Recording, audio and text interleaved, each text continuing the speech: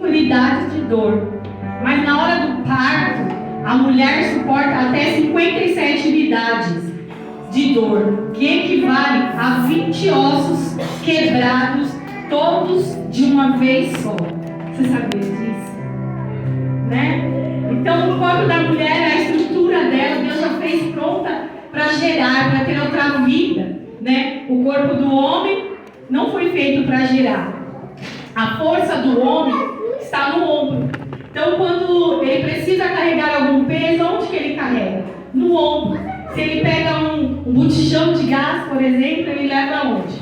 No ombro. Se ele pega um saco de cimento, ele leva na onde? No ombro. A mulher, a força da mulher está onde? No seu ventre. Né? Ali que ela carrega. Toda vez que nós vamos carregar algum peso, nós abraçamos o peso. Por quê? Porque a força, a estrutura que Deus nos deixou está no nosso ventre. E quando a gente passa, né, para o parto, quem é mãe aqui sabe da dor que é, né? A gente, desde quando a gente começa, que a gente tem a notícia que vai ser mãe, já começa a vida, né? Já começa os enjoos, já começa as tonturas, passar mal, né? E quando está perto, próximo desse parto, que a gente passa pelo parto, quem passou parto natural sabe a dor que é. Mas quando nós passamos por essa dor, quando a gente está naquela dor, a única coisa que a gente quer é que quando a criança nasce, a gente possa ver o rostinho dela e se ela é perfeita. Nada mais importa naquela hora, nem a dor. A gente acaba esquecendo da dor, porque o rostinho daquela criança traz tanta alegria. Mas ali também, quando aquela criança nasce uma mãe, né? A gente não tem, né, um caderninho lá com as anotações, como é ser uma instrução. Mãe não vem com instrução. Ela é mãe quando uma criança nasce, não é verdade? Então ali também nasce uma mãe, mas nasce uma mãe cheia de medos. É verdade ou não é? Cheia de incertezas, cheia de questionamentos. E o seu maior pensamento é se ela vai dar conta daquela criança. Quando nós pegamos aquele recém-nascido, nós temos medo, muitas coisas passam na nossa cabeça. E ali eu lembro quando nasceu a Melissa. A Melissa era tão pequenininha, ela nasceu com 2,540 kg. E eu olhava para ela e falava, meu Deus, como que eu vou cuidar dessa criança? Sendo que eu já tinha, né, os meus sobrinhos tinham sido cobaia, mas quando eu olhava a Melissa, o medo, né, de machucar, o medo, então a gente tratava com todo cuidado. Então quando nasce uma criança, nasce uma mãe. E é assim que essa mulher recém-parida, cheia de dores, medos e temores, começa uma jornada. Uma jornada desafiadora. Porque somente ter um filho não é tão difícil assim. Qualquer mulher pode ter. Mas o desafio é você educar essa criança. E dentro dessa jornada materna, quantos obstáculos nós temos? Né? Como eu falei, o parto natural, você passa a dor no momento, mas se tudo correr bem, em 24 horas, a mulher está bem, né? Mas quando você passa por um parto cesárea, você, na hora, não tem dor. Mas depois, quando a enfermeira chega no quarto e fala para você, é hora de levantar, que você coloca o pé no chão e parece que vai cair tudo de dentro de você. Isso é ser uma mãe.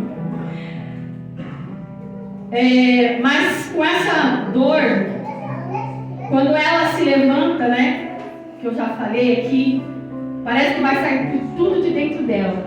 Porém ali, ela já é mãe. E ali começam as dificuldades, né, de alimentar. Não é fácil quando você tem um bebezinho, principalmente no seu primeiro bebê, você dá de mamar, né? Muitas vezes a gente não é romantizando, né, a maternidade, mas nós temos tantas dificuldades que nós mesmos a gente acaba não contando para as outras mulheres. Mas quantos obstáculos nós mesmos, né, enfrentamos. É o peito que dói, é o quem fez cesárea, é a dor dos pontos, né? É o medo, né, da criança engasgar e você não saber fazer. E ali naquele momento você é uma mãe que vai cuidar, que vai zelar, né? E que ali vai começar a planejar o futuro do seu filho. E eu queria que você abrisse em Provérbios 22, versículo 6.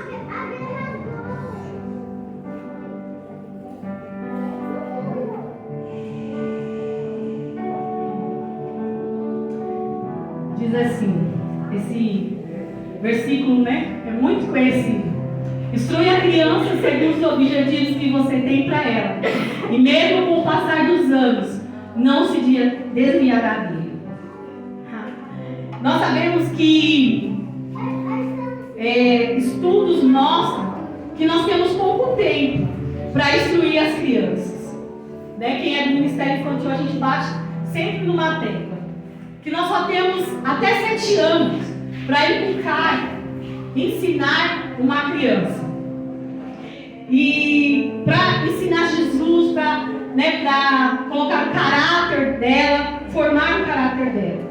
Então, diante disso, eu queria pontuar alguns ensinamentos para você refletir nesta noite e que para você aplicar na sua casa. Pois o lar é um lugar de ensino para os nossos filhos. É aqui, né, no nosso lar, que estabelecemos um padrão de ensino, que queremos que os nossos filhos seguem dentro de um padrão de Deus.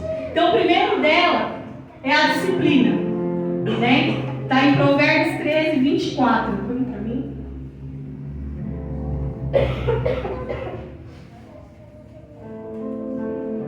Quem se nega a disciplinar e repreender seu filho, não o ama. Quem o ama de fato, não hesita em corrigi-lo. Você pode ler comigo esse versículo? Quem se nega a disciplinar e repreender seu filho, não o ama. Quem o ama, de fato, não hesita em corrigi-lo. Então, quem ama, corrige o seu filho. Até Deus corrige nós, né? Então, na disciplina, quando nós disciplinamos nossos filhos, queremos ensinar ele o certo e o errado. Mas para disciplinar a criança, é preciso ver as minhas atitudes. Então, quando eu comecei a fazer essa palavra, eu não queria que essa palavra fosse somente para a mãe. Por quê? Porque o peso sempre é para as mães. O peso de uma criação sempre cai nos ombros da mulher, daquela que deu à luz. Mas não é assim, né? A responsabilidade é do casal e também daquelas pessoas que estão ao redor da criança. Então é dos avós, é dos tios, das tias. Fala-se aí, né? Que pai e a mãe é para educar. E o vô e a avó é para quê? Para quê? Mentira. Mentira. Isso é uma mentira do diabo. Nós, como cristãos, nós devemos ensinar os nossos filhos, os nossos netos, os nossos sobrinhos, as crianças que estão ao nosso redor. Então, eu não quero falar somente para as mães aqui. Eu quero falar com os pais também, com as tias, com os avós, sabe? Porque todos aqueles que estão ao redor da criança precisam educar ele. Aleluia. Muitas vezes o pai e a mãe fazem um bom trabalho e infelizmente essa cultura é do Brasil, né? Que fala que os avós estragam. Mas nós, como cristãos, não. Nós vamos educar os nossos filhos, vamos ajudar os nossos filhos a educar os nossos netos. Eu não sou vó ainda, graças a Deus. Graças a Deus, ainda não sou, mas eu vou ser em nome de Jesus. Amém. Se Jesus não me buscar na igreja, eu vou ser vó. E eu vou ajudar os meus filhos a educar os filhos dele. Amém. Então, para disciplinar uma criança, eu preciso ver as minhas atitudes. Eu não posso, né, disciplinar uma criança fazendo o que é errado. Que exemplo você está sendo para essa criança. Então, eu não posso falar que é errado se eu faço. Por quê? Porque nós somos o espelho dessa criança. Essa semana passada, olha como nós somos o espelho de casa. A gente, nas reuniões de mulheres, nós lemos um livro. E nesse livro a gente aprendeu sobre a importância da mesa, a importância de comer na mesa, a importância, né, de reunir a família na mesa. E a gente começou a trabalhar isso, né, com as mulheres que vão na reunião. Cadê as mulheres? Né? Nós começamos a trabalhar nisso. E aí a gente fez uma, a gente fez duas, a gente fez três. E começamos a fazer, né, as mesas postas, né? Orar antes de comer, junto com a família. E aí eu estava me arrumando, foi um domingo, eu estava me arrumando para vir para o culto. Quando eu desço para almoçar, porque no domingo quem faz o almoço em casa é o esposo. E lava a louça também. E aí ele tinha preparado tudo. E aí quando eu desci, eu vi posta a mesa, tudo bonitinho, né? Aí ele falou assim, o Arthur que arrumou. E lá, curiosamente, tinha 2 lugares. Ele preparou o lugar de Deus e o lugar de Jesus. Por que ele fez isso? Porque em um momento nós, aprendendo, nós começamos a fazer em casa. Nós somos um espelho. Você quer que seu filho haja como se você não está sendo o espelho dele dentro de casa? Se quando você quer corrigir ele porque ele mentiu, você, para sua mulher, fala para ele, não conta para a mamãe não, viu? Que exemplo você está sendo? Está sendo exemplo do quê? De mentira. De mentira. Então, para nós corrigir os nossos filhos, nós primeiro temos que corrigir nós mesmos. Então, se eu minto, como que eu vou corrigir o meu filho? Disciplina envolve ensino de valores. E qual o valor que você tem ensinado para o seu filho? Quais são os valores? Em casa, o Carlos determina algumas coisas. Nós 2 conversamos e nós estipulamos algumas coisas para que os nossos filhos possam crescer diante daquilo. Mas o Carlos trabalha. Quem fica com as crianças a maior parte do tempo? Eu. Então eu executo. Porque eu sei que lá na frente, o meu filho vai ser bem sucedido. Dentro da disciplina, nós temos o que? A obediência. Eu queria que você abrisse em Provérbios 23, versículo 13 e 14. Provérbios 23.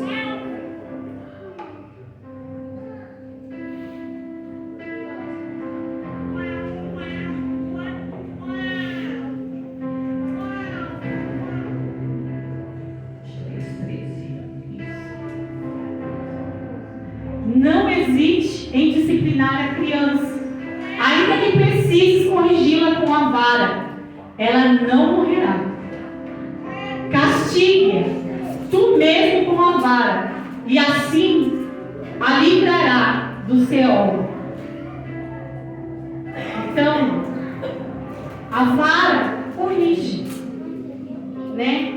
Mas nós vamos ver aqui que a obediência, quando nós ensinamos os nossos filhos a serem obedientes, a ter um bom comportamento, nós também precisamos elogiar. Nós só queremos corrigir com a vara, mas esquecemos que elas também precisam de elogio. Se você foi num lugar e leu o mandamento, em casa a gente fala ler o mandamento, para você ficar quieto, não dar trabalho. Se ela cumpriu, por que você não elogiou o bom comportamento dela? Nós só fazemos ao contrário. Nós só queremos castigar, queremos impor para a criança. Então, quando tiver um mau comportamento, você deve corrigir, mas corrigir em amor. Você não deve corrigir seu filho com ira, com raiva. Quantos pais perdem a razão por isso?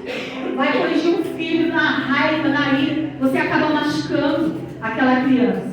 Lembre-se que ela é uma criança. Ela está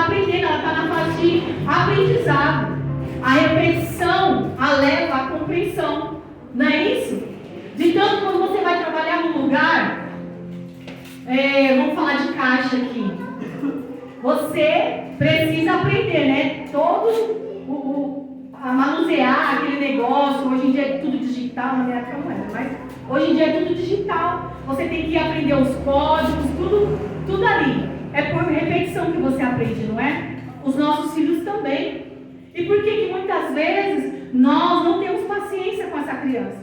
Já queremos corrigir ela, né? Colocando ela com o chinelo, com a vara, a cinta. E acabamos o quê? Distanciando essa criança de nós. Quando ela já sabe ler, você vai ter outra ferramenta para discipliná-la, a Bíblia. Toda vez que o seu comportamento for errado, você, quando estiver calma, ou calme, você vai pegar o seu filho, vai abrir a Bíblia e mostrar para ele, dentro da palavra de Deus, o que ele fez. É assim que nós devemos agir. A vara, quando fala aí em Provérbios, é para isso. Não é para você catar a criança e bater nela, mas é para trazer ela para a palavra de Deus, ensinar que aquilo está errado, que nós não fazemos isso, que aquilo lá é errado diante do Senhor. Então, se ele mentiu, você vai pegar um versículo e vai colocar para que ele possa entender.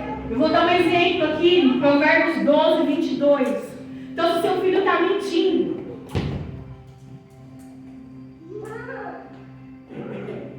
Provérbios 12, 22.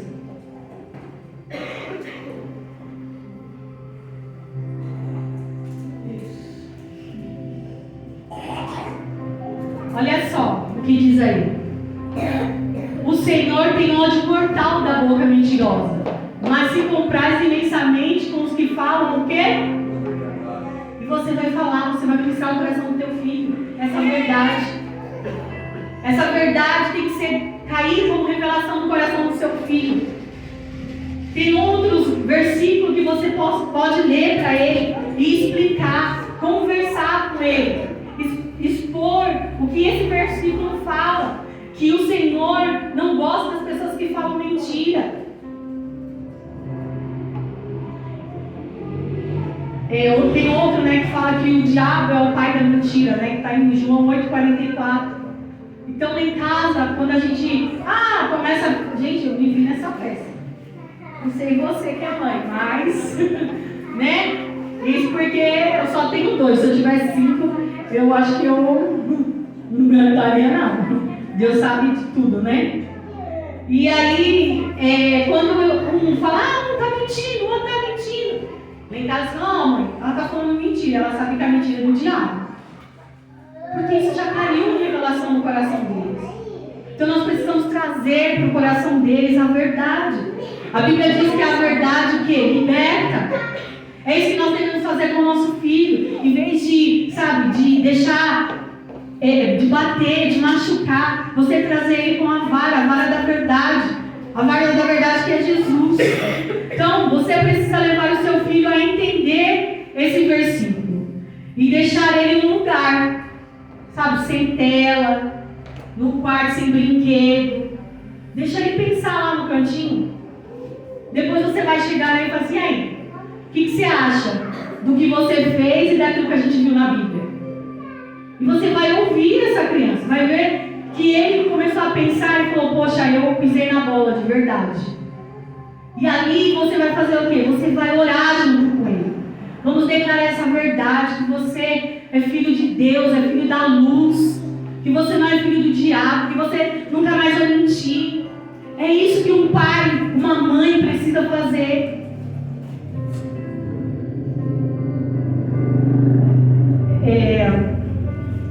Quando a gente faz isso, você pode prestar atenção. Eu tenho feito isso em casa. Mas ainda com a Melissa, que já mais, né? O Arthur está começando a aprender a ler, já está lendo. Mas eu tenho feito isso muito com a Melissa. E eu vejo o resultado. Resultado do quê? Dela mais apaixonada por Jesus. E ela muito mais perto de mim. Então, quando você trata o seu filho dentro da palavra, ela se aproxima mais de você.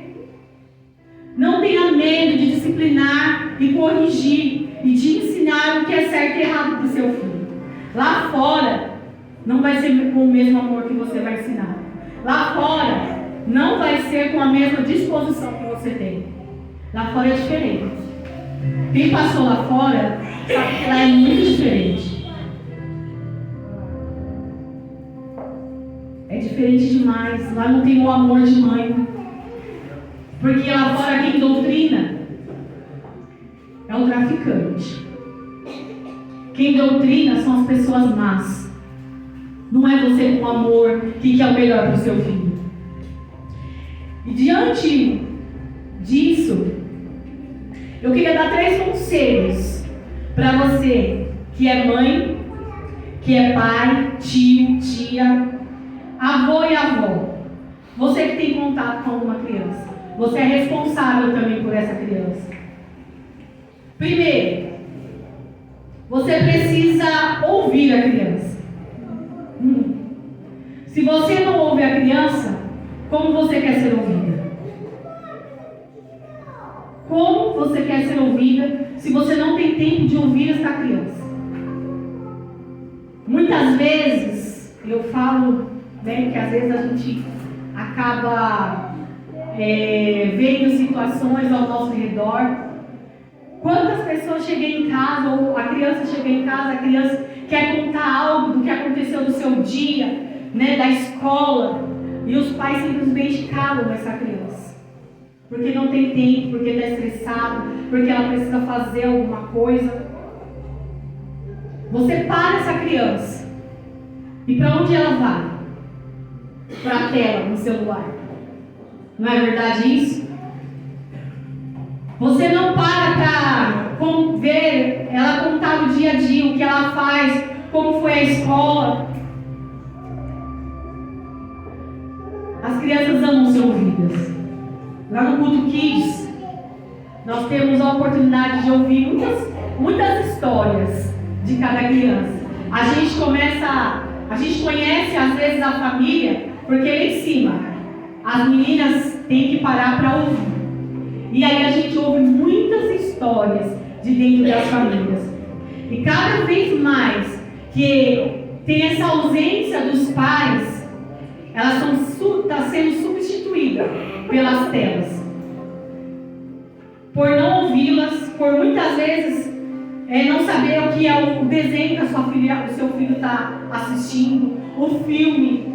Agora é dorama, né? Eu nem fiquei sabendo o tempo aí agora que é dorama, né? Por quê? Porque não tem tempo de ouvir o que o seu filho fala. Eu sou muito cuidadosa com o que os meus filhos veem e ouvem. Eu sou extremamente chata. E mesmo assim, às vezes, acontece de pegar algo errado, de ver algo errado. Então, não deixa as telas, substituir você, mano. Substituir você, pai. Tio, avô. Dê atenção, deixa a criança falar. Ela precisa falar. Se nós que adultos precisamos, imagina uma criança. Ela precisa falar, colocar as suas ideias, ver o que o pai e a mãe pensam. Até ela tem que ensinar os nossos filhos em nosso lugar. Tenha pelo menos, uma meia hora, uma horinha por dia, para você poder ouvir o seu filho. Muitas vezes você chega no serviço cansado e essas crianças são invisíveis para você. Sabe o que é isso muitas vezes? O seu ego. O seu ego. Eu estou cansado. Eu quero descansar. Eu cheguei em casa para descansar. E não tem, ouvido, parar de ouvido para ouvir as crianças. Tem um tempo para ouvi-lo. Isso vai fazer uma grande diferença na vida do teu filho. Segundo, tire uma noite, uma tarde ou um dia com elas. Isso aqui é uma coisa agora de discipulado de 1 a 1 que eu estou fazendo. Quem é casado já sabe. Precisa ter um dia com o filho. Tire um tempo para você brincar com ele. Crie tempo de qualidade para estar com eles. Porque essa fase logo vai passar. Eles crescem e logo não vão querer estar mais perto de você. Aproveite quem tem filho pequeno. Às vezes a gente dá um estalo.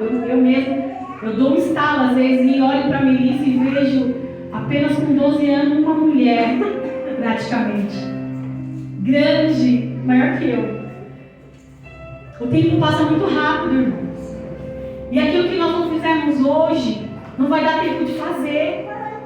Quem tem criança pequena, sabe do que eu estou falando. Se você não inculcar Jesus nele agora, enquanto é pequeno, quando ele tiver 10, 11 anos, você não vai ter mais como inculcar Jesus. Porque passou do tempo. Depois você só vai poder influenciar. E quando ele chegar no 13, 14, você vai ter que impor para ele. Como é horrível ter que impor algo para alguém. Então aproveite esse tempo, que ele é pequeno ainda, né? As nossas crianças aqui são, graças a Deus, tão pequenas, né? Só algumas aí adolescentes já colocaram a mão ali, ó. As adolescentes de 12, 13 anos, mas elas estão crescendo com Jesus. Nós precisamos formar o caráter delas em Cristo. Crie memórias, crie lembranças, seja criativo. Talvez você olhe para mim e fale assim, pastora, mas eu não tenho dinheiro para ficar saindo com meu filho. Eu não tenho dinheiro para ir, num parque.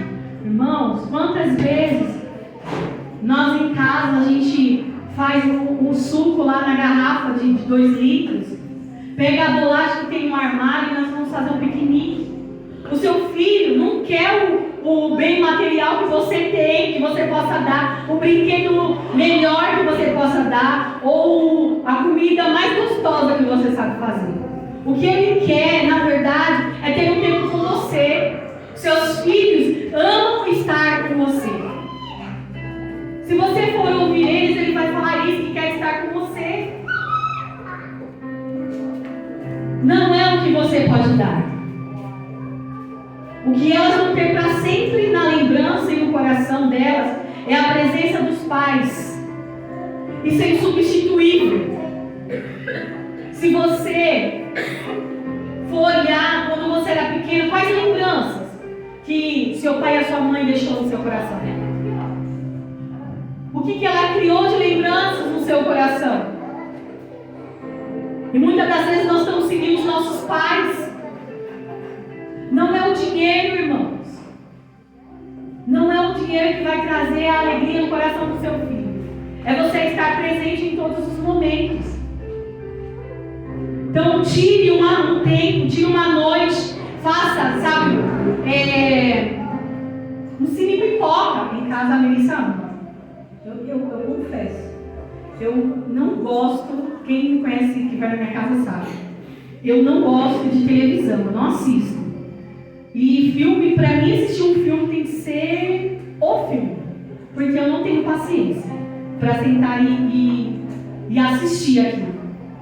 Mas às vezes a gente faz sacrifícios. Por quê? Para estar com ela. Então a gente, às vezes o Carlos compra salgadinho, compra um chocolate, faz pipoca e a gente vai assistir em família. O que eu gastei? Tá com coisas que estão em casa. Não tem dinheiro para comprar um salgadinho, mas sim a pipoca. Eu creio que toda casa tem que ter pipoca quando tem criança. Não é verdade? É o que eles mais amam, é pipoca. Se eu deixar, todos os dias eles fazem pipoca em casa.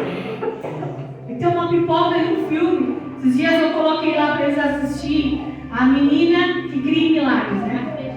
Que acreditava em milagres. Aí chegou nós 3 lá, eu, a menina e o Arthur chorando por causa do filme.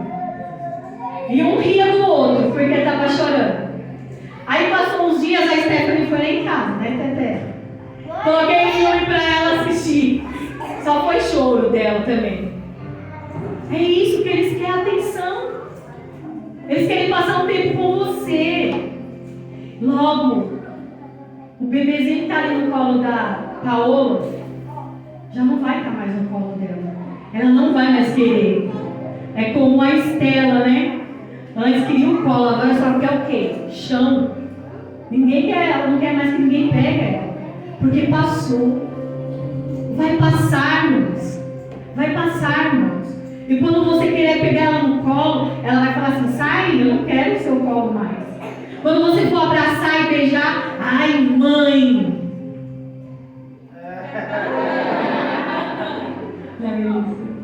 Não, Melissa não é assim não. Mas às vezes ela fala assim: ai, beija aqui logo para ninguém ver na escola.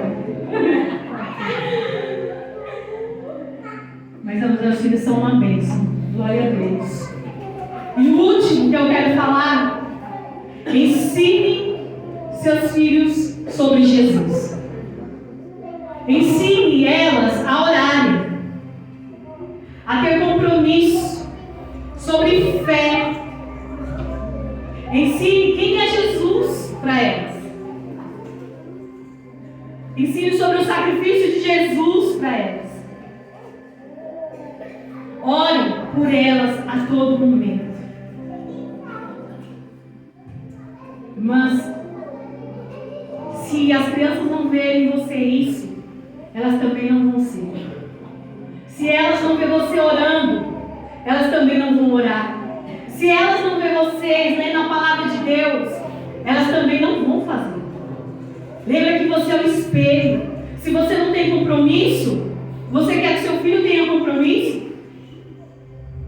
A Melissa, dia de domingo, coitada dela, de novo, né? Mas a Melissa, no dia de domingo, ela fica desesperada para vir para a igreja porque ela tem um compromisso com a dança. Porque ela cresceu vendo o nosso exemplo de estar na igreja. E o dia que o Carlos fala assim: agora não dá para me levar, ela fica desesperada. Ela chora, ela fica num estado que eu falo: calma. Aí o Carlos fala assim: pede para alguém passar. Pai, não vai dar tempo. Pelo amor de Deus, pai. Desespero. Ensina o seu filho a ter o compromisso que você tem. O amor que você tem por Jesus, transfira isso para o teu filho. Enquanto há tempo, irmãos. Você tem tempo de colocar Jesus na vida dos teus filhos. Porque mesmo às vezes colocando, muitas mães têm chorado. Muitas mães têm aqui se lamentado. Porque antes os filhos estavam aqui, às vezes tocando. E saíram da presença do Senhor e estão lá fora. Não abre brecha, irmãos. Não seja, sabe, uma mulher tola. Guarde os seus filhos. Ore com elas. Ore por elas todos os dias. Vocês são os melhores intercessores que elas podem ter. Cada criança aqui tem um chamado. Interceda por ela nesse chamado. Amém. Seja o intercessor do seu filho. Se levante com autoridade. Interceda pelo teu filho. Seja, irmãos, exemplo de fé para elas. Faça elas enxergar o amor e a comunhão que você tem com Jesus. Leve seus filhos a ter experiências. As suas experiências não é as do seu filho. O seu filho precisa ter a dele. Eles precisam ter Jesus, eles precisam ter as experiências deles. É o que mais eu e o Carlos tem orado, para que eles tenham as experiências deles. Lá no encontro, o Arthur falou que viu um anjo. Eles precisam ter a experiência dele. Eles não vão para o céu por causa que você aceitou Jesus. Eles não vão para o céu porque vocês são obedientes a Jesus. Eles vão para o céu por eles mesmos. E se você não ensinar, aonde seu filho mais tarde vai estar?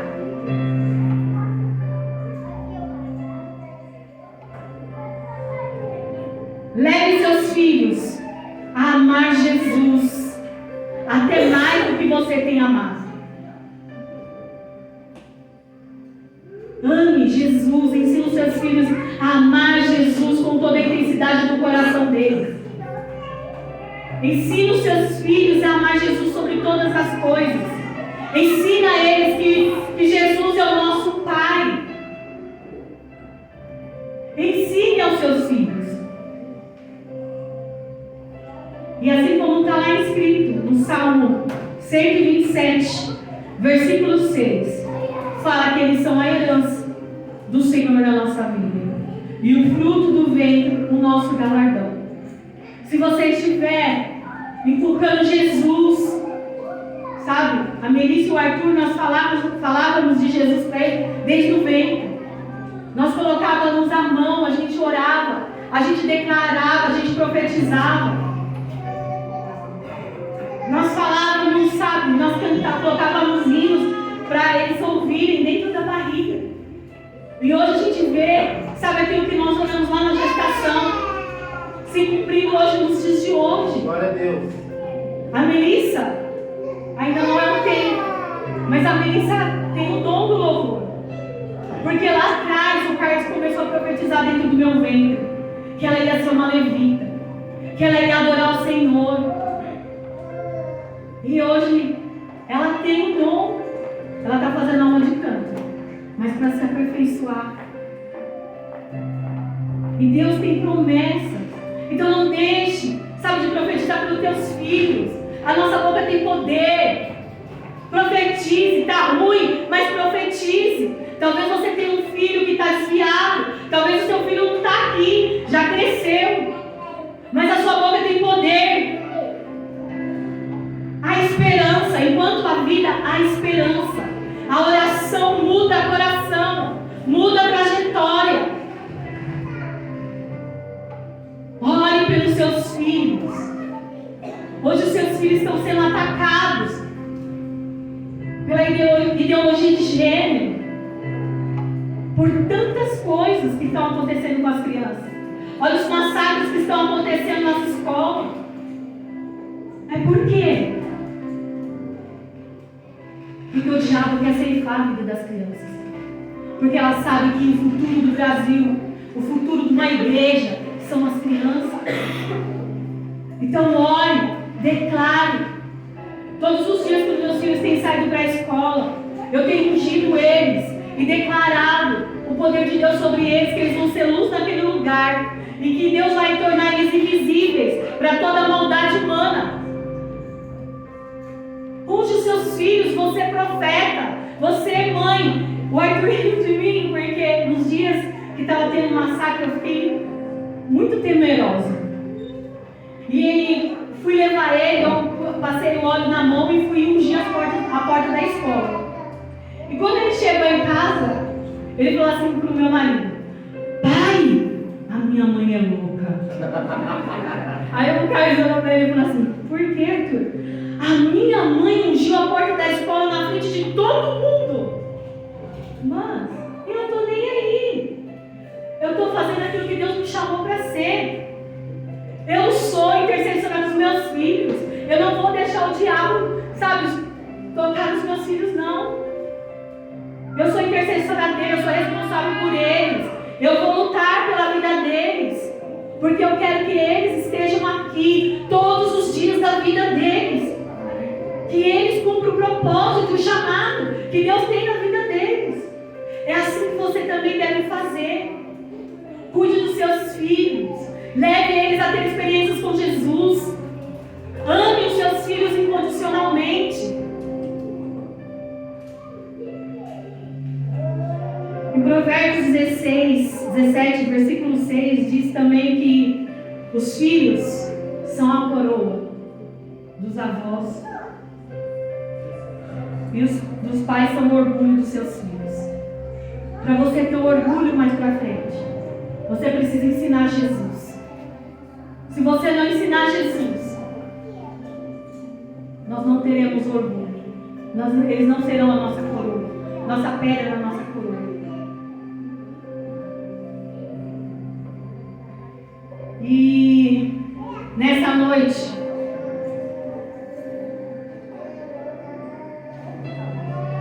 eu termino essa mensagem. E eu queria fazer um ato profético. Todo ano a gente ora pelas mães. Nós vamos orar também. Mas nós vamos profetizar sobre a vida dos nossos filhos. E eu queria que você ficasse de pé. Pai, mãe, que estão separados aí, pegue os seus filhos. Se os seus filhos não estão aqui, mas você vai profetizar. Porque o mesmo Deus que está aqui, Ele também vai tocar no seu filho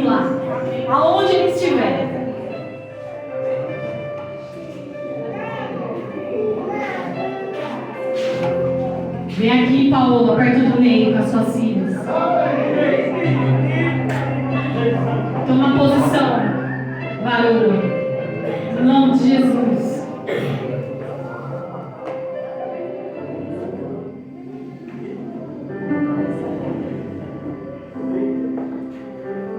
Coloque a mão sobre os seus filhos e declare: os meus filhos são abençoados.